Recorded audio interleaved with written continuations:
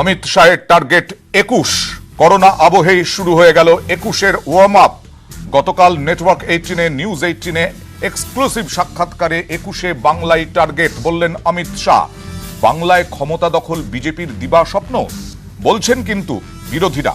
ত্রাণ রেশন নিয়ে বাংলায় চূড়ান্ত অব্যবস্থা বলছেন বিজেপি নেতৃত্ব, এবং তাতেই নাকি পড়ে যাবে তৃণমূল কংগ্রেস সরকার। বিস্ফোরক অমিতে উত্তপ্ত রাজ্য রাজনীতি।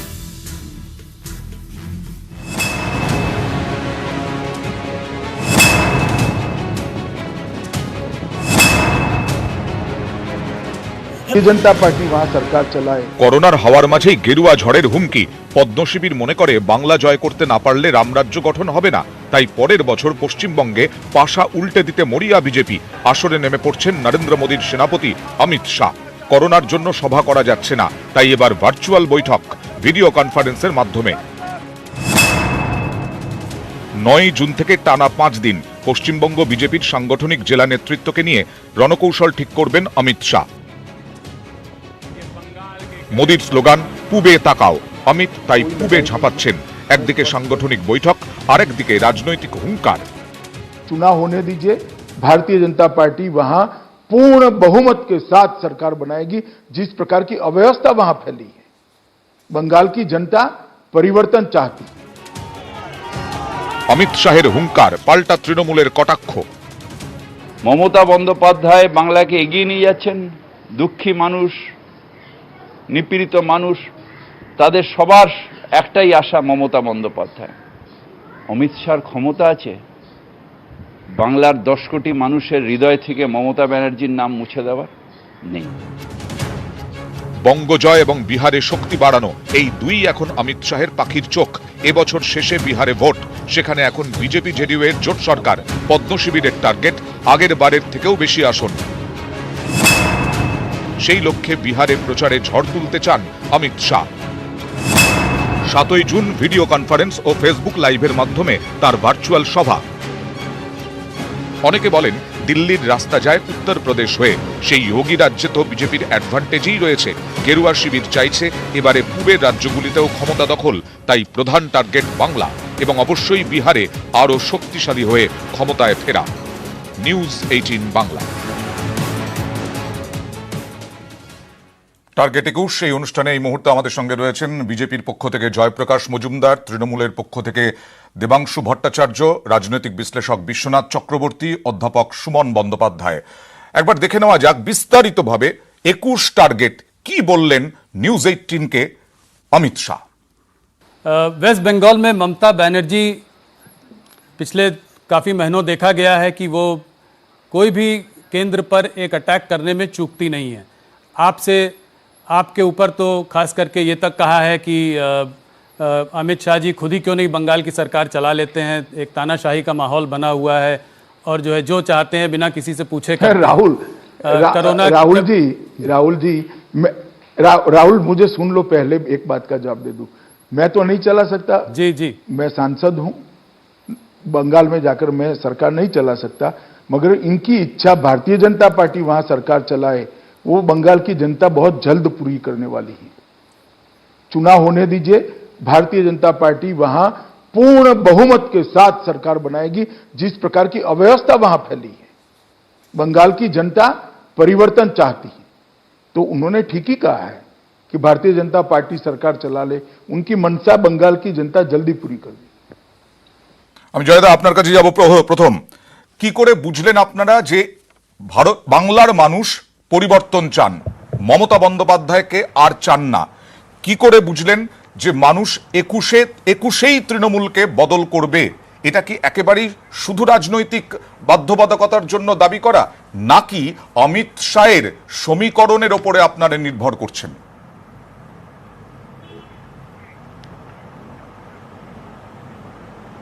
না, এইভাবে তো রাজনীতি বা গণতন্ত্র চলে না। তুমি যেভাবে প্রশ্নগুলো করলে অয়ন, গণতন্ত্র একটা ডাইনামিক ব্যাপার। যেভাবে 2011 এই প্রশ্নের উত্তরে বলা যায় 2011 মমতা বন্দ্যোপাধ্যায় কি করে বুঝিয়েছিলেন যে মানুষ চাইছে বামফ্রন্টকে সরিয়ে দিতে, সে একই রকম তো পরিস্থিতি আজকে। এবং 2011-তে আপনাদের মনে করিয়ে দিই, তখন তৃণমূলের পার্টির যা অবস্থা ছিল 2011-এ, আজকে পশ্চিমবঙ্গে বিজেপি তার থেকে অনেক অনেক বেশি শক্তিশালী। তখনও জনগণ চেয়েছিল সরাতে সিপিএমকে, বামফ্রন্টকে, মমতা বন্দ্যোপাধ্যায় এসেছিলেন। আর আজকে জনগণ চাইছেন। চারিদিকে দেখুন, রেশনের চাল লুট করে গরিব লোকের পেটে লাথি মেরেছে এরা। আজকে চিকিৎসা ব্যবস্থা ভেঙে পড়েছে, স্বাস্থ্য ব্যবস্থা ভেঙে পড়েছে। অন্যদিকে আপনি দেখুন, আজকে দেখে বোঝা যাচ্ছে যে শিক্ষা ব্যবস্থার কিছু নেই, আইন শৃঙ্খলা নেই। আজকে জঙ্গিপুরের যে ঘটনা ঘটেছে, তৃণমূলের যে মারামারি, আজকে যেভাবে জলপাইগুড়িতে জোর করে কারখানা বন্ধ করে দিয়েছে তৃণমূলের শ্রমিক সংগঠন, এই চারিদিকে তো একটা এনার্কি চলছে এই পশ্চিমবঙ্গে। তার জন্য মানুষ পরিত্রাণ চাইছে, এটা তো সবাই জানে। মানুষ পরিত্রাণ চাইছে, ত্রাণ চাইছে, পরিত্রাণও চাইছে মানুষ। যাদা আসবো, আমি দেবাংশুর কাছ থেকে জানতে চাইবো যে করোনা আবহ যখন শুরু হয়েছিল তখন মমতা বন্দ্যোপাধ্যায়ের ভূমিকা নিয়ে প্রশংসা, একদম সাংঘাতিকভাবে প্রশংসা হয়েছে, এবং সেখানে তৃণমূল, বিজেপি, সিপিএম কেউ প্রশংসা বাদ রাখেননি মমতা বন্দ্যোপাধ্যায়ের। কিন্তু যখন মৃত্যুর সংখ্যা কমানো হচ্ছে বলে অভিযোগ উঠল, এবং তারপরে যখন রেশন ব্যবস্থা নিয়ে অভিযোগ উঠল, তারপর থেকেই কি হাওয়া বদল হতে শুরু করেছে? দেখুন, আমি জয়প্রকাশ দা এবং অমিত শাহের জন্য শুভেচ্ছা দিই, এবং আমি বলি 2021-এ বিজেপির সরকারই গঠন হবে, কিন্তু সেই সঙ্গে সঙ্গে কুঁজো চিত হয়ে শোবে এবং আরশোলাকেও পাখি বলে ডাকা শুরু হবে। এই তিনটেই একসাথে যখন হবে তখন বিজেপির সরকার গঠনের স্বপ্ন সত্যি হবে বাংলার মাটিতে দাঁড়িয়ে। কেন বলছি অয়নদা, আপনি আজ থেকে 4-5 মাস আগে পিছিয়ে যান, নভেম্বরের উপনির্বাচনটা মনে করে দেখুন। 2019-এর লোকসভা নির্বাচনের পরে ভারতীয় জনতা পার্টির তরফ থেকে বলে দেওয়া হলো তারা সরকার গঠন করে ফেলেছে, কে মন্ত্রী হবে ওটা ফিক্স করবে। জয়প্রকাশ বাবু কোন দপ্তর পেয়েছিলেন একটু যদি বলে দেন। তো যাই হোক, তো মন্ত্রী হবেন কে, কি সব ফিক্স হয়েছিল। হঠাৎ করে উপনির্বাচনে জয়প্রকাশ দাও ক্যান্ডিডেট ছিলেন, তারা 3-3 পাবেন, টিভিতে বড় বড় নেতারা বড় বড় ভাষণ দিলেন। তারপরে দেখা গেল কি 3-3 তো পেলেনই না, একটা সিটে 58,000 এগিয়েছিলেন, ওটাতে হেরে গেলেন। একটা বিধানসভা আপনাদের ছিল, মানে 3টে উপনির্বাচন। এবার আমি আপনাকে একটা কথা বলি অরন্দা, আপনারা খুব ভালো মতো জানেন যে মানুষ রাজ্যের জন্য একভাবে ভোট করেন, কেন্দ্রের জন্য একভাবে। তার প্রমাণ কি, রাজস্থান, মধ্যপ্রদেশ, ছত্তিশগড়, দিল্লি, ঝাড়খণ্ড, প্রত্যেকটা নির্বাচন যে রিসেন্ট গেল, ঝাড়খণ্ড, দিল্লি, প্রত্যেকটা আপনারা শুনেছেন অমিত শাহ ঠিক একই কথা বলেছে, হাম পূর্ণ বহুমত সে সরকার বানাएंगे। কোথাও উনি বলেছেন আমরা ফ্র্যাকচার্ড মেজরিটি পাবো, এটা কেউ বলে না। অমিত শাহকে বলতে হবে যুদ্ধে নামার আগে। রাজস্থান হোক, মধ্যপ্রদেশ হোক, যেখানেই হোক না কেন, এই রাজ্যে নাকি যা দুর্নীতি হচ্ছে তা অন্য কোথাও হয় না। দুর্নীতি, দুর্নীতি হচ্ছে, রেশন নিয়ে দুর্নীতি হচ্ছে। আমার প্রশ্ন হচ্ছে, বিজেপি ইনিশিয়ালি যে দুর্নীতি দিয়ে খেলা শুরু করেছিল বাংলায়, সারদা এবং নারদা, তার তদন্ত চলছে গত 6 বছর ধরে, কিচ্ছু করতে পারেননি। এবার বাকি রইল রাজ্যের রেশনের কথা। বিজেপির পার্টি অফিস থেকে ভুড়ি ভুড়ি রেশন পাওয়া যাচ্ছে, মানুষ সেই রেশনগুলো উদ্ধার করছে। আর আমরা কি দেখতে পাচ্ছি, কেন্দ্রীয় সরকার, আচ্ছা বাংলায় তো আপনি ক্ষমতা দখল করবেন, আপনি কি বাঙালিকে ঘৃণা করে ক্ষমতা দখল করবেন? প্রথমে বাংলাদেশ ভারতের বর্ডার খুলে দিলেন, বাংলাদেশ থেকে আরো করোনা আসুক, বাংলা ডুবে যাক। 2 কি করলেন আপনি, 9টা টেস্ট কিট পাঠালেন, আমি একটা লাইন শেষ করব, 9টা টেস্ট কিট পাঠালেন। তৃতীয় আপনি কি করলেন, করোনা আক্রান্ত কেন্দ্রীয় টিমকে বাংলায় পাঠালেন, তারা কোয়ারেন্টাইনে না থেকে সারা বাংলা ঘুরে বেড়ালো। তারপরে আপনি কি করলেন, এক ধাক্কায় 50,000 মানুষকে রেশনের দুর্নীতি, ত্রাণের দুর্নীতি স্বীকার করে নিচ্ছেন আপনি? না না না না, ভাবছেন কি করোনা দিয়ে? আমি আসবো একটু, আপনি যেহেতু বললেন উপনির্বাচনের কথা এবং 2019-এর কথা বললেন জয়দা, আমি একবার দেখে নেব গ্রাফিক্যাল প্রেজেন্টেশনের মাধ্যমে 2019 এবং তারপরে উপনির্বাচন কি ছিল। 2019-এ যদি আমরা দেখি গ্রাফিক্যাল প্রেজেন্টেশনের মাধ্যমে, লোকসভার নিরিখে তৃণমূল কংগ্রেস 2,47,57,355 ভোট পেয়েছিল, 43.65%। বিজেপি পেয়েছিল 2,30,28,517 ভোট, 40.59% ভোট। কংগ্রেস পেয়েছিল 32,90,725, বামফ্রন্ট পেয়েছিল 42,69,630 ভোট। আরো দেখাবো বাই ইলেকশন, উপনির্বাচনের যে বিষয়টা, সেটা আমরা নিয়ে আসবো। তবে বিশ্বনাথ দা, যে লোকসভা নির্বাচনের নিরিখে বিধানসভায় অনেকটা এগিয়ে বিজেপি, কিন্তু এই যে দেবাংশু দাবি করছে যে লোকসভা নির্বাচন হয় একটা প্রেক্ষিতে, বিধানসভার নির্বাচন হয় একটা প্রেক্ষিতে, পশ্চিমবঙ্গের মানুষ কি এই রকম দুভাবে ভাবছেন এখন?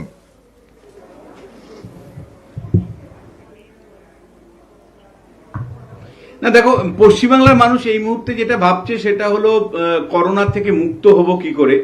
পশ্চিমবাংলার মানুষ এখন ভাবছে যে কি করে লকডাউনটা উঠে যাওয়ার পরে আমি কাজ পাবো। পশ্চিমবাংলার লোক ভাবছে যে তুফানের যে ভয়ঙ্কর বিপর্যয় হলো, সেখান থেকে কৃষিকাজ কি করে আমি পুনরুদ্ধার করব, আমার ভাঙা বাড়িটা কি করে তৈরি হবে। এবং আমার মতন অধ্যাপকরা ভাবছে যে কবে করোনা মুক্ত হবে এবং ক্লাসরুমে যাব। ফলে it is too early to make any comment on electoral politics in West Bengal. কিন্তু তাই বলে কি রাজনীতি থেমে থাকে? না, রাজনীতি থেমে থাকে না। সেই কারণেই তুমি দেখেছো, আমি একাধিক দিন এই কথাটা বলেছি যে পশ্চিমবাংলার বাইরের রাজ্যগুলোতে করোনা পর্বে কিন্তু আমরা সেইভাবে পলিটিক্যাল আকচাকচি দেখিনি যেটা ওয়েস্ট বেঙ্গলে দেখেছি। কারণ মমতা বন্দ্যোপাধ্যায় শুরু থেকে চেয়েছিল কয়েকটা সাফল্যের পোস্টার যেটা 19-21 নির্বাচনে উনি ব্যবহার করবেন, আর দিলীপ ঘোষও চেয়েছিল এমন কয়েকটা ব্যর্থতার পোস্টার যেটাকে তিনি মমতা বন্দ্যোপাধ্যায়ের বিরুদ্ধে ব্যবহার করবেন 2021 নির্বাচনের প্রচারে। ফলে পশ্চিমবাংলাতে কিন্তু প্রথম থেকে করোনাকে কেন্দ্র করে কিন্তু 21 একটা প্রস্তুতি সরকার বা বিরোধী উভয় পক্ষেরই কিন্তু আমরা দেখতে পাচ্ছি রাজনৈতিকভাবে। এবং তারই একটা বৃহত্তম রূপ তুমি গতকাল অমিত শাহ যে তোমার টেলিভিশন চ্যানেলে সাক্ষাৎকার দিয়েছে, বা তার আগে আরো কয়েকটা টেলিভিশন চ্যানেলে সাক্ষাৎকার দিয়েছে বিজেপির বর্ষপূর্তি উপলক্ষে দ্বিতীয় টার্মের।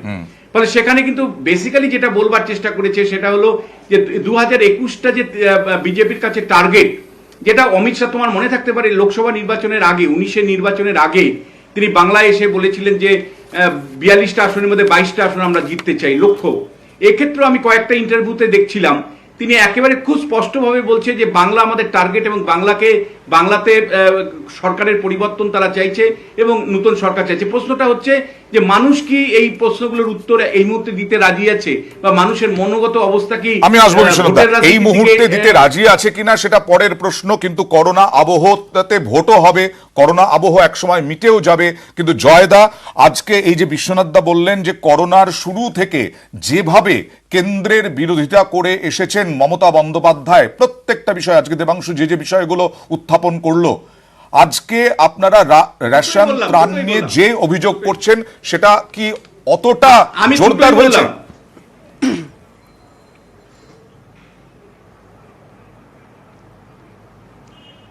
দেখুন, আলোচনাটা হচ্ছে যে 2007-এ 2008-এ এইসব নন্দীগ্রাম হয়েছিল কিংবা সিঙ্গুর হয়েছিল, রেশনও আর হয়েছিল, 2011 রেশন দুর্নীতিও হয়েছিল। মমতা বন্দ্যোপাধ্যায় এসছে। বিশ্বনাথ বাবু যেটা বললেন না, সেই জন্য আমি বলছি রেশন দুর্নীতি আরো অনেক কিছু। আসল ব্যাপার এই জিনিসগুলো 2011 নির্বাচনের আঙ্গিক তৈরি করে দেয়। আজকে যেভাবে বিশ্বনাথ বাবু বললেন মানুষ কি চাইছে, এই চাওয়ার মধ্যেই আছে লুকিয়ে ওই আঙ্গিক তৈরি, কারণ তারা সেটা পাচ্ছে না। আজকে আমরা জানি না, আমাদের এখানকার বাবা মা জানে না তার ছেলে মেয়ের স্কুল কবে শুরু হবে, কিভাবে তাদের পরীক্ষা হবে, তাদের ভবিষ্যৎ কি হবে। আজকে পরিযায়ী শ্রমিকরা ফেরত আসছে, তার জন্য খুনোখুনি হচ্ছে, কারণ মমতা বন্দ্যোপাধ্যায় বলে দিয়েছেন ওটা করোনা এক্সপ্রেস। পরিযায়ী শ্রমিকদের গায়ে দাগ গেঁটে দিয়েছেন করোনা বাহী বলে। তারা এখন সমাজে এসে মিশতে পারছে না, সমাজের মধ্যে একটা বিভাগ করে দিয়েছেন। এই সব অত্যাচার, অনাচার, দুরাচার এবং অপশাসন, এই সব মিলিয়ে তার মানুষ করেছেন, তাই জন্যই সেইটা হবে। আচ্ছা, এখানে আমি একটা কথা বলতে আরে মিসইন্টারপ্রেট করো তো, বাড়িতে গিয়ে ঠিক ইন্টারপ্রেট করো। করোনা এক্সপ্রেস বলে যে কথাটা বললেন, মমতা বন্দ্যোপাধ্যায় খুব স্পষ্টভাবে বলেছেন কেন্দ্রীয় সরকারের তরফ থেকে যেভাবে গাদাগাদি করে ঠাসাঠাসি করে লোকেদের আনা হচ্ছে, সেক্ষেত্রে গোটা কম্পার্টমেন্টে যদি একজন করোনা আক্রান্ত থেকে থাকেন তাহলে গোটা কম্পার্টমেন্টের প্রত্যেকটা কর্মীর জীবন বিপন্ন হতে পারে। তাই সেটাকে তিনি করোনা এক্সপ্রেস বলেছেন। করোনা এক্সপ্রেস বলতে সেই পরিযায়ী শ্রমিকদের গায়ে করোনার দাগটা দিয়ে দেননি, যেখানে জয়প্রকাশ বাবুদের উত্তর দেওয়ার কথা যে পরিযায়ী শ্রমিকদের থেকেও ভাড়া দেবেন করে আপনারা ভাড়া নিয়েছেন, যেখানে প্লেনের মাঝখানে সিটটা পর্যন্ত ছাড়ছেন না, পরিযায়ী শ্রমিকদের থেকেও পর্যন্ত ভাড়া নিচ্ছেন, যেখানে আপনাদের সুপ্রিম কোর্টে সলিসিটর জেনারেল জানাচ্ছেন যে আমরা জানি না কেন্দ্রের অবস্থান কি, ভাড়া দেব কি দেব না, এই কথাটা পর্যন্ত বলছেন, যেখানে বিজেপি ভাসিয়ে দিয়েছে হাওয়ায় আমরা 85% দেব, কেউ জানে না সেই গল্পটা কি। সেই জায়গায় দাঁড়িয়ে আজকে আবার একটা কথা বলুন না, 50,000 পরিযায়ী শ্রমিককে বাংলায় আপনি একবারে পাঠিয়ে দিচ্ছেন। আমরা তো রোজ 10টা 11টা করে ট্রেন নিচ্ছিলাম, আমাদের সমস্যা নেই। আপনারা 50,000 লোককে একবারে পাঠাবেন, রাজ্য সরকারকে তার পরিকাঠামো অনুযায়ী তাদেরকে পৌঁছে দিতে হবে কোয়ারেন্টাইন সেন্টারে। রাজ্য সরকারকে তো তাহলে কি যাচ্ছ দেবাংশু? আমি প্রশ্নটা করেছি, আমি প্রশ্ন করেছি অন্য, আমি প্রশ্ন করেছি অয়ন অন্য, ও অন্যদিকে যাচ্ছে। আপনি বললেন করোনা এক্সপ্রেস, মমতা বন্দ্যোপাধ্যায় পরিযায়ীদের গায়ে নাকি করোনার তকমা সেটা দিয়েছেন, আপনি ওটা ভুলভাবে মানুষকে বোঝাচ্ছেন, যেভাবে আমরা আপনারা সোশ্যাল মিডিয়া আমি জয়দার কথা শুনি। শুনে নাও না, শোনো, আরে শুনে নাও কথাটা, আমার প্রশ্নটা শুনে নাও। এই কথা বলা তুমি যতভাবেই ব্যাখ্যা করো না কেন, সাধারণ গ্রামবাসী, সাধারণ মানুষের কাছে পরিযায়ী শ্রমিক তারা একটা আতঙ্ক হয়ে উঠেছে, তার জন্য সমাজে বিভাজন হয়েছে। তুমি এখানে সেটার বসে জন্য দায়ী তো যতই আপনারা। explain করো, সেটার জন্য জয়প্রকাশ বাবু বিশেষণ আপনারা দিয়ে দায়ী। বুঝিয়ে দাও। আপনারা যদি সাধারণ proper গ্রামবাসীরা system follow আজকে করে, physical মারামারি guideline follow করছে করে, কেন? স্বাস্থ্যবিধি ও, follow করে আমরাই, আজকে পাঠাতেন তারা পরিযায়ী মারামারি শ্রমিকদের, করছে কেন? তাহলে এই চিন্তাটা বেশ, মানুষ এটা এই করবে না। পরিযায়ী নিয়ে আসবো, বাংলা এই চিন্তাটা পরিযায়ী নিয়ে মানুষ আসবো, করবে। পরিযায়ী নিয়ে আসবো বাংলার জয়দা, গ্রামে গ্রামে পরিযায়ী নিয়ে আসবো। কিন্তু জয়দা যেটা বললেন, দেবাংশু আসছি, জয়দা যেটা বললেন যে 2011-র আগেও সুমন বন্দ্যোপাধ্যায়ের কাছে আমার প্রশ্ন, একটা আঙ্গিক তৈরি হয়ে গিয়েছিল 2011-র পরিবর্তনের, এবং সেখানেও রেশন ছিল, দুর্নীতি ছিল, নন্দীগ্রাম ছিল, এখানেও কি সেই আঙ্গিক তৈরি হচ্ছে 2021-এর বদলের? খুব খুব তাৎপর্যপূর্ণ প্রশ্ন কিন্তু জয়দার। না দেখুন, মানে জয়প্রকাশ মজুমদার এত দীর্ঘদিন রাজনীতি করা মানুষ কিভাবে এই ব্যাখ্যাটা এলেন আমি জানি না, যে পশ্চিমবঙ্গে মমতা বন্দ্যোপাধ্যায় ক্ষমতায় আসার জন্য 2011-র প্রেক্ষাপটটাই গুরুত্বপূর্ণ, না গত 40 বছর ধরে যেভাবে তিনি পশ্চিমবঙ্গে রাজনীতি করেছেন সেটা অনেক বেশি গুরুত্বপূর্ণ। পরে 40 বছরের রাজনীতি এবং পরবর্তীকালে 2006-এর পর থেকে 6, 7, 8, 9, 10 একেবারে ধারাবাহিকভাবে যে প্রেক্ষাপটটা তৈরি হয়েছিল, তার ফলেই 2011-তে তিনি ক্ষমতায় এসেছিলেন। আমার কথা হচ্ছে যে আজকে এই ক্ষমতা বদলের কথা এই সময় আলোচনা করছি কেন? যখন আমরা আমফানে বিধ্বস্ত, যখন আমরা করোনায় বিধ্বস্ত, সেই সময় মানুষ কি করে পরিত্রাণ পাবে এই কথাটা স্বরাষ্ট্রমন্ত্রী বলবেন, স্বরাষ্ট্রমন্ত্রী উপদেশ দেবেন, স্বরাষ্ট্রমন্ত্রী সাহায্য করবেন, এটাই তো আমরা জানি। কিন্তু কেন তিনি রাজনীতির কথা বললেন? আমার কথা হচ্ছে যে পরিযায়ী শ্রমিক নিয়ে এত কথা বলছেন জয়প্রকাশ বাবু, উনি শুধু একটা কথা বলুন। বিজেপিও তো, মুখ্যমন্ত্রীও তো বারবার বিজেপির দিকে টার্গেট করেছেন। আমি বলছি এই করোনা আবহেই তো করেছেন। সেটাই তো বলছি যে ওনারা যে উনিও কি রাজনীতির বাইরে থাকতে পেরেছেন? আমি কথা বলছি যে ওনারা কি পরিযায়ী শ্রমিকের প্রতি সহানুভূতি সম্পন্ন? একটা উদাহরণ আপনি যদি দিতে পারেন। আমি বলছি যে আজকেই খবরে আছে, দেখবেন যে ডিজিসিএ, সেই ডিজিসিএ পরিষ্কার ঘোষণা করেছে যে কোনো বিমান কোম্পানি মাঝের আসনের টিকিট বিক্রি করতে পারবে না। তার মানে কি, যে যারা 4000, 5000, 6000 টাকা দিয়ে বিমানে টিকিট কেটে আসছেন তাদের জন্য সোশ্যাল ডিস্টেন্সিং থাকবে। আর যে ট্রেনগুলো বাংলায় ঢুকছে বা ভারতবর্ষের বিভিন্ন প্রান্তে পরিযায়ী শ্রমিকদের নিয়ে যাচ্ছে, সেগুলোকে গাদাগাদি করে পাঠানো হচ্ছে। আমি বলছি যে যে মানুষগুলো আসছেন তারা ভারতবর্ষের সংবিধান তাদের অধিকার দিয়েছে যে তারা সমানভাবে একই অধিকার তারা পাবেন বিমান যাত্রীদের মতো। কিন্তু এই শ্রমিক, আমি আসবো, আরো সময় পাবেন। কিন্তু আবারও অভিযোগ উঠছে যে প্রথম থেকে বাংলা চায়নি পরিযায়ীরা ফিরুক। প্রথমে আমি একটু ক্ষমতা দখল নিয়ে যেহেতু আলোচনা হচ্ছিল, অমিত শাহ বলেছেন 21 টার্গেট। সুজন চক্রবর্তী সিপিএম নেতা, তিনি অভিযোগ করলেন বিজেপি যেন তেন প্রকারেণ চায় বিভিন্ন রাজ্য দখল করতে। দেখুন, উনি তো একটা রাজনৈতিক দল করেন অমিত শাহ, এবং উনি তো নিশ্চয়ই চেষ্টাই করছেন যেন তেন প্রকারেণ পশ্চিমবাংলা একটা বিজেপি শাসন হোক। তাতে কার লাভ? বিজেপি শাসন মানে কি আমরা তো দেখছি ত্রিপুরায়। যে মানুষ মনে করছিলেন যে আচ্ছা দেখা যাক বিজেপি বুঝি ভালো হবে, সে মানুষকে বলবো অভিজ্ঞতায় ত্রিপুরা দেখুন, অভিজ্ঞতা অন্য রাজ্য দেখুন। জবরদস্তি সরকার দখল অথবা ক্ষমতা দখলটাই বিজেপির কাজ। 4 ঘন্টার নোটিশে লকডাউন করেছে যে দল দেশের সরকার পরিচালনা করতে গিয়ে, সেই দলটার নাম বিজেপি। মানুষের কি লাভ হয়েছে? মানুষের পেটের খাদ্য, মানুষের পকেটের পয়সা 12টা বাজিয়ে দিয়েছে, শ্রম আইন বদলে দিচ্ছে, মানুষের বিপদ বাড়াচ্ছে। অমিত শাহ চেষ্টা করবেন, কিন্তু বাংলা মানুষ সাড়া দেবে না। দিলীপ ঘোষ অবশ্য তার নেতৃত্বের প্রতি সমর্থন জানিয়েছেন এবং বলেছেন এখানে চূড়ান্ত ব্যবস্থা চলছে, তাই বদলই চাই। অমিত শাহ সবকিছু আত্মবিশ্বাসের সঙ্গেই বলেন, এবং তার আত্মবিশ্বাসের ফলে সারা দেশের কর্মীরাও খুব আত্মবিশ্বাসী। আর পশ্চিমবাংলায় আমরা যেটা বলেছি সেটা করেছি। উনি চেয়েছিলেন 50% সিট, আমরাও বলেছিলাম দেবো। 19-এ হাফ আর 21-এ হাফ, তো কাছাকাছি হাফে প্রায় পৌঁছে গেছি, এটা কেউ কল্পনা করতে পারেননি। তো স্বাভাবিকভাবে, আর আত্মবিশ্বাসের কারণ হচ্ছে আমাদের কর্মীদের পরিশ্রম, আমাদের কার্যপদ্ধতি, আমাদের প্ল্যানিং, সব মিলিয়ে একটা পার্টি এখন এমন একটা টেকনোলজি দাঁড় করে দিয়েছে সাংগঠনিক, যেটা যে কোনো জায়গায় আমরা জিততে পারি। নাহলে ত্রিপুরা কি করে জিতলাম, আসাম কি করে জিতলাম। অর্থাৎ জয়প্রকাশ মজুমদার যেটা বললেন যে বিজেপি 2011 সালে যা ছিল 2019-এ বা 20-তে আমূল পরিবর্তন হয়েছে সাংগঠনিক দিক থেকে, এবং তার সঙ্গে রেশন, ত্রাণ, দুর্নীতি, করোনা আবহে ব্যর্থতা রাজ্য সরকারের, এই অভিযোগগুলো তুলছে বিজেপি। এরই পরিপ্রেক্ষিতে আঙ্গিক তৈরি হচ্ছে 2021-এ পরিবর্তনের দাবি বিজেপির। আসবো আরো তর্ক বিতর্কে, সঙ্গে থাকুন। করোনা আবহে 21-এর ওয়ার্ম আপ শুরু এবং টার্গেট 21। অমিত শাহ নিউজ 18-কে এক্সক্লুসিভ সাক্ষাৎকারে জানিয়ে দিলেন এবং তিনি বললেন আরও কথা, পরিযায়ী স্পেশাল ট্রেনকে করোনা এক্সপ্রেস বলেছেন মমতা বন্দ্যোপাধ্যায়। বাংলার শ্রমিক, বাংলার মানুষ এ কথা মনে রাখবেন। তার মতে আসলে অপমান করা হয়েছে তাদের। बीच में अभी कोरोना वायरस को लेकर भी उन्होंने कहा, जो ट्रेन जा रही थी माइग्रेंट्स को लेकर, उन्होंने कहा कि ये एक पॉलिटिकल कंस्पिरेसी है। उन्होंने कहा कि ये जो है क्या कहते हैं, कोरोना एक्सप्रेस बोला उसको। तो इस सब को आप कैसे देखते हैं? ये वेस्ट बंगाल से सेंटर की जो लड़ाई है ये बढ़ती ही जा रही है, ये दरार जो है और गहरी होती जा रही है। हमारी कोई लड़ाई नहीं है, मैं स्पष्ट कर दूं। यूपी के अंदर 1200 से ज्यादा ट्रेनें गई, बिहार के अंदर लगभग 1000 ट्रेनें गई हैं, बंगाल के अंदर 100 ट्रेन भी नहीं गई हैं। और कोई बंगाली अपने राज्य के अंदर वापिस जाना चाहता है और उसको कोरोना एक्सप्रेस का नाम देना, क्या वो बंगाली का अधिकार नहीं है अपने घर वापिस जाने का?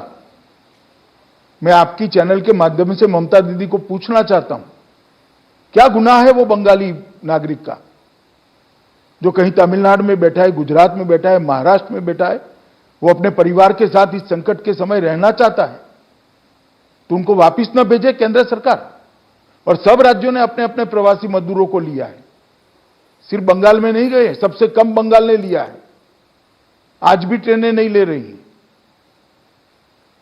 और मैं मानता हूं कि बंगाल की जनता ये वाक्य को चुनाव में ढंग से याद रखेगी कि जो बंगाली आ रहे हैं उनको आपने कोरोना एक्सप्रेस का नाम दिया है। আমি গ্রাফিক্যাল প্রেজেন্টেশনের মাধ্যমে আপনাদের সামনে তুলে ধরতে চাই এই রাজ্যে কোন কোন জেলায় কত পরিযায়ী শ্রমিক এসেছে। তবে বিশ্বনাথ দা, আপনার কাছে যাব এই নিয়েই যে মুখ্যমন্ত্রী বলছেন করোনা এক্সপ্রেস, শ্রমিকদের মনে সত্যিই কোনো ব্যথা জাগাবে কিনা, তারা অপমানিত কিনা, এটাকেই তো ইস্যু করছেন খোদ অমিত শাহ পর্যন্ত।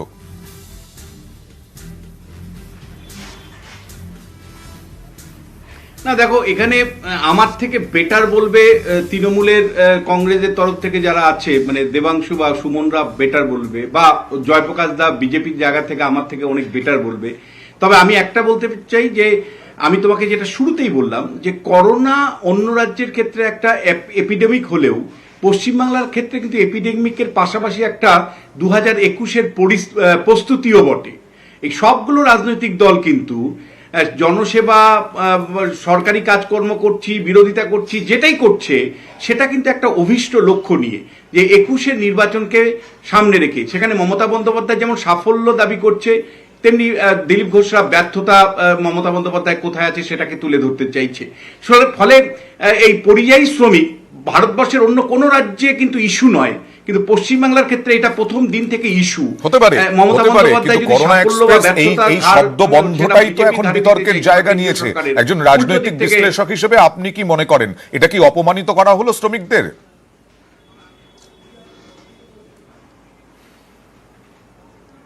না দেখো, আমি বিশ্লেষণের জায়গা থেকে আমি শুধু এতটুকুই তোমায় বলতে চাই যে এই শব্দ বন্ধনটা কিন্তু রাজনৈতিকভাবে ব্যবহার করার চেষ্টা করছে। অর্থাৎ পরিযায়ী শ্রমিকের প্রশ্নটাই এতটাই পলিটিসাইজড হয়েছে ওয়েস্ট বেঙ্গলে যে শাসক দল যদি মনে করে যে কেন্দ্রের ব্যর্থতার জায়গা, তাহলে বিরোধী দল হিসাবে বিজেপি চাইছে যে এটা তৃণমূল কংগ্রেস বা তার সরকারের ব্যর্থতার জায়গা। ফলে পরিযায়ী পুরো সমস্যাটাই হাইলি পলিটিসাইজড হয়েছে। বেশ, হাইলি পলিটিসাইজড হয়েছে। আমি জয়দা হাইলি পলিটিসাইজড করেছেন আপনারা, তৃণমূলের বক্তব্য অভিযোগ তাই। কারণ প্রথম দিকে আপনারা ফেরাননি, প্রথম দিকে কোনো পরিকল্পনা ছিল না, তাহলে এ রাজ্য সরকার অনেক কিছু ব্যবস্থা নিতে পারত।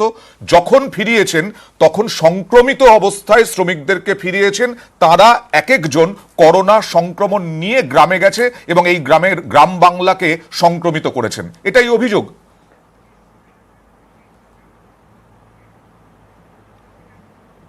না, এটা ঠিক উল্টোটা। এটা উল্টোটা কেন?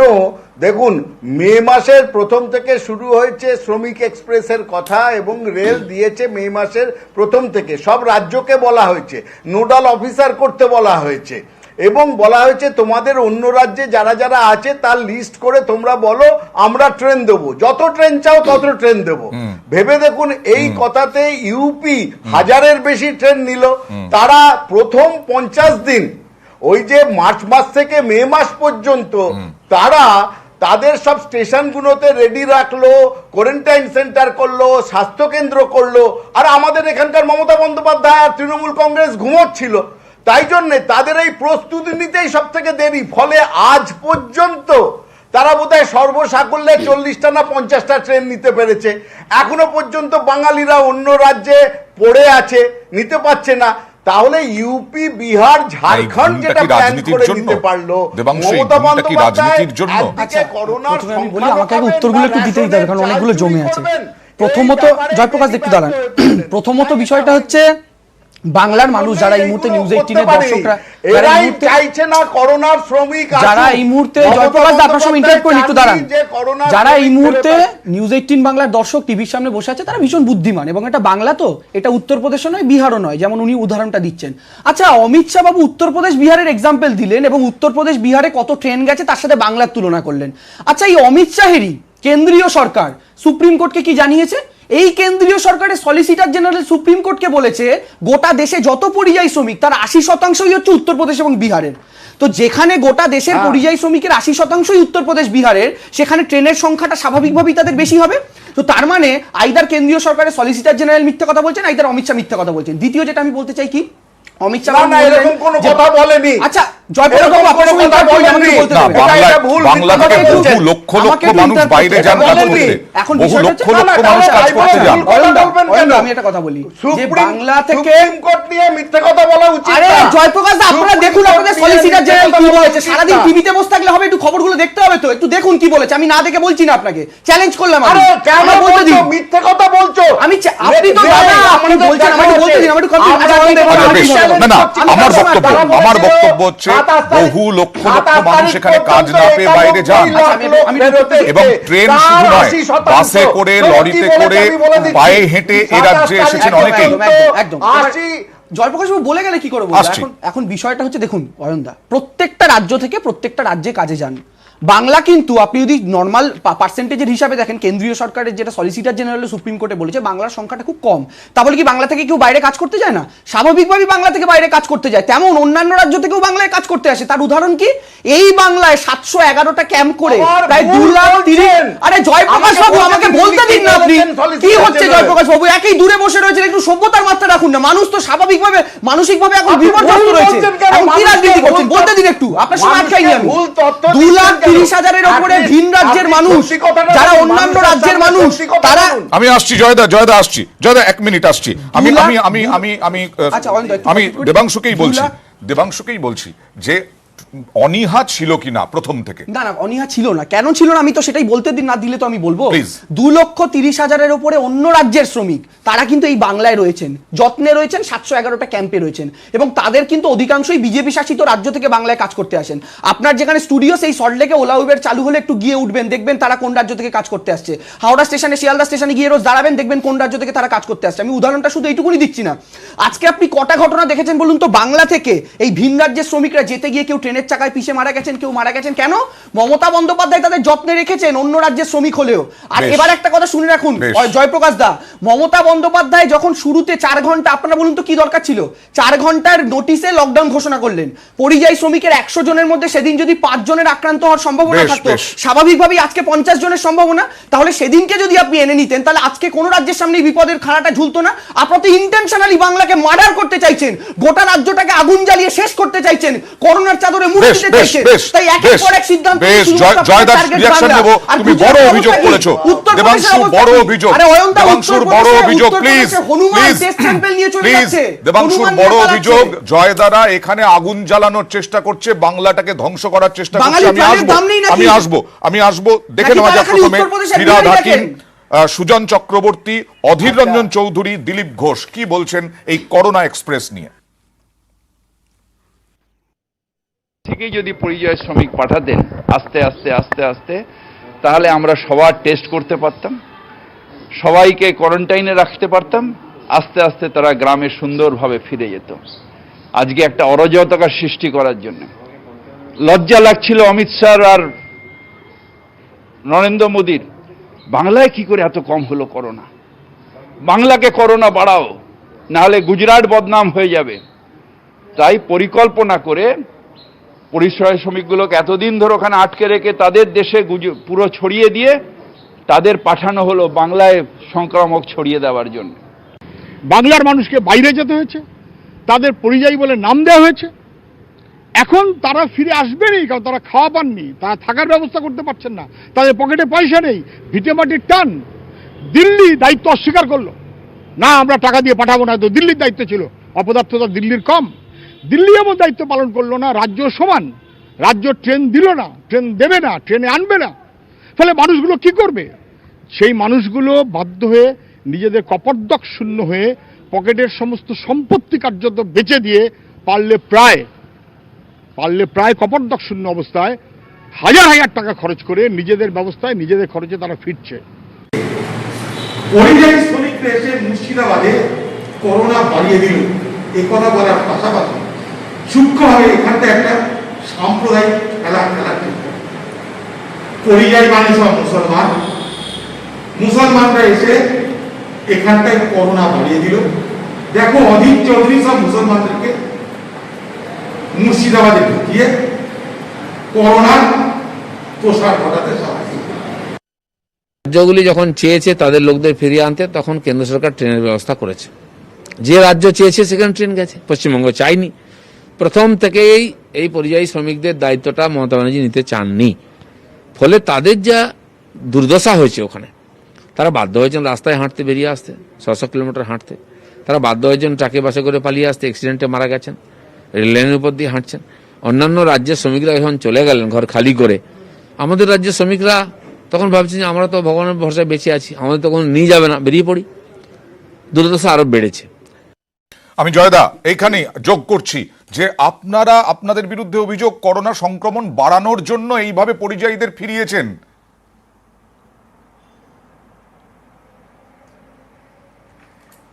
শুনুন, একটা জাতীয় নীতি হিসেবে রেল চালু হয়েছিল শ্রমিক স্পেশাল। ওনারা যেটা বলছেন সলিসিটর জেনারেল, আমি কারেক্ট করে দিই, একটু জানতে হয়, না হলে পিছিয়ে পড়তে হয়। সলিসিটর জেনারেল সুপ্রিম কোর্টে বলেছেন 27শে মে পর্যন্ত 91 লক্ষ সামথিং তারা ফেরত গেছে নিজের রাজ্যে। তার মধ্যে 80% ফেরত গেছে ইউপি আর বিহারে, ট্রেনের নাম্বার দিয়ে বলেছেন। সারা ভারতে 80% এটা বলেননি, 80% তখন পর্যন্ত ফেরত গেছে। এবং সেখানে এটাও বলেছেন যে পশ্চিমবঙ্গ সরকারের পশ্চিমবঙ্গের প্রচুর লোক বাইরে আছে, তাদের ফেরত নেওয়ার বন্দোবস্ত আমরা বারবার বলছি, আমরা সাড়া পাচ্ছি না। এবার আমি বলছি, আচ্ছা ডেরেক বাবু যেদিন 8টা ট্রেনের লিস্ট দিলেন, সেদিন তিনি কি বললেন? তিনি বললেন আমরা তো ট্রেন চাইছি, আমরা সকলকে নিয়ে আসতে চাইছি, 8টা ট্রেনের লিস্ট দিয়ে। ততক্ষণে কিন্তু ইউপিতে 200 ট্রেন চলে গেছে সেদিন। আজকে এটা হচ্ছে দ্বিচারিতা। একবার দেখুন ফিরাদ বাবু কি বললেন, ববি বাবু এক্ষুনি যেটা আপনাদের সামনে বললেন যে ওদেরকে জোর করে পাঠিয়ে দেওয়া হচ্ছে, সংক্রমণ পাঠানো হচ্ছে। এবার বাংলার শ্রমিক ফেরত আসছে, এতদিন পর্যন্ত পাঠাননি আপনারা, যখন সংক্রমণ ছড়িয়ে পড়েছে তখন বাংলায় পাঠিয়েছেন, বাংলাকে আরো বেশি সংক্রমিত করার, এটাই অভিযোগ। আসবো একটা ছোট্ট বিরতির পর আসবো জয়দা, একটা ছোট্ট বিরতি নেব, বিরতির পর ফিরে আসছি। বিজেপির প্রচুর অভিযোগ তৃণমূল কংগ্রেসের বিরুদ্ধে, রাজ্য সরকারের বিরুদ্ধে, এবং অন্যতম আরো একটা অভিযোগ আমফান পরবর্তী সময়ে তাদের দলীয় নেতৃত্বকে ত্রাণ দিতে বাধা দেওয়া হচ্ছে। আজকে হাইকোর্ট যে নির্দেশ দিয়েছে তাতে বলা হচ্ছে বিজেপির বক্তব্য সপাটে চড় রাজ্য সরকারের গালে। সুরক্ষা বিধি মেনে নিজের এলাকায় ত্রাণ বিলিতে বাধা নেই, বালুরঘাটের বিজেপি সাংসদ সুকান্ত মজুমদারকে ছাড় দিল হাইকোর্ট।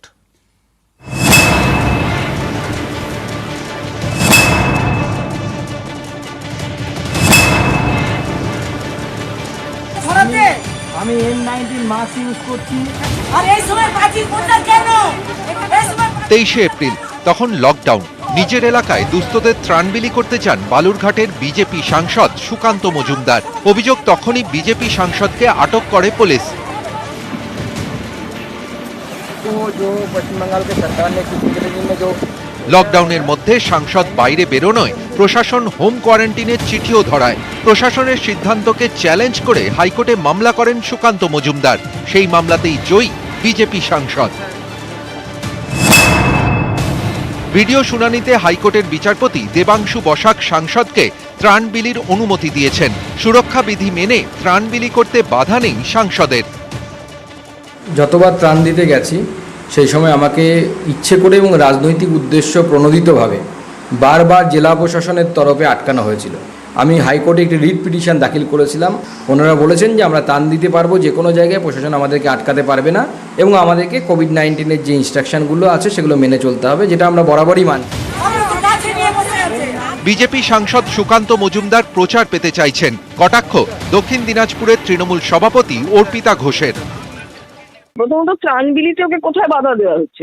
আমি যতদূর জানি যে উনি হিলিতে কোনো ত্রাণ দিতে যাচ্ছিলেন না। এটাই যার পাবলিসিটি মঙ্গারিং যে সব তার এরকমই হবে, সেটা পাবলিসিটি পেতে চাইছে।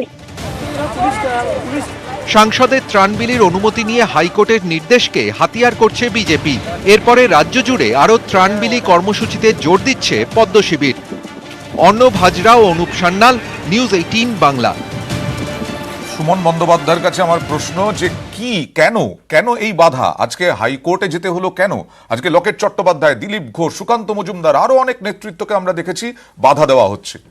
না, আমি তো অবাক হয়ে যাচ্ছি যে ধরুন বিজেপির যে 18 জন সাংসদ, এই অধিকাংশ শুরুর থেকে মানে আনলক 1 শুরু হচ্ছে তখন ত্রাণ দিতে চাইছেন, যে সময়টা লকডাউনের আগেও তারা তো নিয়ম মেনে ত্রাণ দিতে পারতেন। পরবর্তী সময় তারা তো মানে নিয়ম মেনে ত্রাণ দিতে পারতেন, বরঞ্চ তাদের দেখা যায়নি বলে বিভিন্ন জায়গাতে, যেসব জায়গা থেকে তারা সাংসদ হয়েছেন সেখানে মানুষের মধ্যে ক্ষোভ তৈরি হয়েছে এবং বহু জায়গাতে দেখা গেছে যে বিজেপি সাংসদদের অধিকাংশই তারা দিল্লিতে ছিলেন, দিল্লি থেকে এখানে ফেরেননি। আর আমি একটা উদাহরণ দিচ্ছি আপনাকে, বলছি আজকে হাইকোর্টে যেতে হলো। হাইকোর্ট আমি একটা কথাই বলবো যে কদিন আগে গুজরাট হাইকোর্টের একটা বেঞ্চ মানে তারা একটা রায় দিয়েছিল, যে রায়ে তারা আহমেদাবাদের সিভিল হসপিটালকে একটা অন্ধকূপ বলে আখ্যা দিয়েছিল এবং গোটা রাজ্যে করোনার কোনো চিকিৎসা হচ্ছে না এই কথা বলেছিল। পরবর্তীকালে দেখেছিলাম যে এক সপ্তাহের মধ্যে সেই বেঞ্চের বদল ঘটে এবং 180 ডিগ্রি ঘুরে আমার কথা হচ্ছে সেটা নয়। আমার কথা হচ্ছে যে এত ভালোবাসা, এত মানে পরিযায়ী শ্রমিকদের প্রতি এবং সাধারণ মানুষের প্রতি এত ভালোবাসা, সেই জন্যই তো ধরুন এই যে মানে এই রোগ যাতে না ছড়ায় সেই জন্যই তো 24শে মে তারা মধ্যপ্রদেশ দখল করে উৎসব করলো। আমি বিশ্বনাথের কাছে আসবো, এটা কি ধরনের রাজনৈতিক কৌশল? এটা কি কোনো রাজনৈতিক কৌশল নাকি সত্যি প্রশাসনিক কোনো ব্যবস্থা? কি বলবেন বিশ্বনাথ দা? আচ্ছা দেখো, আমাকে 1 মিনিট সময় দিও। একটা হলো যে আমি কিন্তু কোনো রাজনৈতিক দল, একটি পার্টিকুলার দল পরিযায়ী শ্রমিক ইস্যুটাকে ব্যবহার করছে, আমি সেইটা মিন করতে চাইনি। আমি ত্রাণের কথা বলছি। পরিযায়ী শ্রমিকের ইস্যুটা পশ্চিমবাংলার রাজনীতিতে নির্বাচনী ইস্যু ইতিমধ্যেই, এবং নির্বাচন মানুষ তার অভিজ্ঞতার নিরিখে পরিযায়ী শ্রমিকরা কিন্তু ভোটটা দেবেন। একই মানে যদি ভালো করে থাকে রাজ্য সরকার তাহলে সে ভোট পাবে, আর যদি রাজ্য সরকার ভালো না করে থাকে তার এগেইনস্টে ভোট যাবে। একইভাবে আমি বলবো ত্রাণ দিতে গিয়ে ত্রাণ যদি এই তৃণমূল বিজেপির নেতারা দিতে পারতেন তাতে অনেক বেশি রাজনৈতিকভাবে তৃণমূলের লাভ হতো, কিন্তু ত্রাণ দিতে না পাওয়ার ফলে যে মানুষের মধ্যে ক্ষোভ তৈরি হবে বা ক্ষোভ তৈরি হয়েছে বা আজকে হাইকোর্ট সিলমোহর দিল, তার ফলে কিন্তু তৃণমূলের দেখুন জয়প্রকাশ দাদা অনেকটা এগিয়ে গেলেন না। না, আমার একটা খুব স্পষ্ট কথা, বিজেপির এই রাজ্যে 18টা সাংসদ আছে, জয়প্রকাশ বাবুরা করে গুনে 4 জনকে নিয়ে বলছেন সমস্যা, তার মানে আরো 14 জন কাজ করতে পাচ্ছেন তো? আপনাদের 2000টা ক্যামেরা রয়েছে, সেই ক্যামেরাগুলো ঘুরে তারা দেখুন তো কোথায় সবাই লেগে ফ্ল্যাট নিয়ে বসে রয়েছে। জয়দা আমাদের সংক্ষেপে জয়দা। না, আমি শুধু একটাই কথা বলি, কারণ সময় কম। আমরা প্রথম শুরু করেছিলাম যেসব কথা দিয়ে, তার যে কোনো একটা ইস্যুতেই তৃণমূল ধরাশায়ী হবে সামনের নির্বাচনে। আচ্ছা, সে পরিযায়ী শ্রমিক বলুন, উপনির্বাচনের মতো ধরাশায়ী হবে, তাই তো? 20,000 করে দেওয়া হচ্ছে। লোকসভা নির্বাচন তো তারও অনেক দিন আগে হয়ে গেছে। একটা কথা শুধু নির্বাচনের কথা নয়, একটা কথা আমি বলে আমি শেষ করি অয়ন, একটা কথা বলে শেষ করি যে এই এক দেশ এক ration card, one nation one ration card, এই তৃণমূল মানছে না। তার কারণ তারা রেশন দুর্নীতি করবে। আপনি রেশন কার্ডে যাচ্ছেন কেন জয়প্রকাশ দা? তারা হেরে যাবে। আপনাদের কর্মীরাও 2021-এর আগে বলবেন সুখ দুঃখের হিস্সেদার মমতা জি আরেকবার, বলতেই হবে। এক দেশ এক রেশন কার্ড কেন মানছে না? কেন মানছে না? এক দেশ এক বর্ডার খুলে দিচ্ছেন, এটাকে বলুন। বাংলার মানুষ বাঁচতে চাইছে, চুরি বন্ধ হবে। আপনারা কেন বাংলাদেশের বর্ডার খুলে দিলেন? এই যে উত্তরবঙ্গে আজকে আমাদের একজন সাংসদকে নিয়ে এত কথা বলছেন, সেই সাংসদের তো আগে প্রতিবাদ করা উচিত ছিল। আপনারা শুরুতে কয়েক জায়গায় সমস্যা হয়েছিল, রাজ্য সরকারের তরফ থেকে ডিলারদের শোকজ করা হয়েছে, তারপরে লাস্ট কয়েকদিন আপনারা অভিযোগ শুনেছেন, আপনারা কোটা কমও দেখিয়েছেন। প্রত্যেকটা মানুষ চাল পেয়েছে, কেন্দ্রীয় সরকার পচা চাল পাঠিয়ে বাঙালিকে শুধু করোনায় নয়, বাঙালিকে পেট ব্যথা করলেও মারতে চাইছিল। পচা চাল পাঠিয়ে 36,000 চাল। আজকে মমতা বন্দ্যোপাধ্যায় বাংলার মানুষের চাল আজকে বিজেপি সুযোগ পাচ্ছে, আজকে দেবাংশু বিজেপি সুযোগ পাচ্ছে এই অভিযোগগুলো তোলার, রেশন নিয়ে, ত্রাণ নিয়ে, ত্রাণ দিতে বাধা নিয়ে, এবং তাই তারা মনে করছে যে আগামী দিনে আর কয়েক মাস পরেই হচ্ছে লোকসভা বিধানসভার ভোট, এবং সেই বিধানসভার ভোটে বিজেপি টার্গেট করছে এবং বিজেপি ক্ষমতায় আসবে এই অভিযোগগুলোকে কাজে লাগিয়ে। আমাদের সময় একদম শেষ, আমাদের সময় একদম শেষ। বিজেপি সেই ইনকামবেন্টের বিরুদ্ধে কোনো একটা অভিযোগ নিয়ে যায়, তারপরে ধরাশায়ী হয়। আমরা দিল্লি, ঝাড়খণ্ড সর্বত্র দেখেছি। নিশ্চয়ই পরবর্তী সময়ে অবশ্যই আমরা নজর রাখবো সেই পরিস্থিতির দিকে। অনেক ধন্যবাদ জয়দা, বিশ্বনাথ দা, শুভন বন্দ্যোপাধ্যায়, দেবাংশু ভট্টাচার্য, অনেক ধন্যবাদ। শেষ করছি, সঙ্গে থাকুন।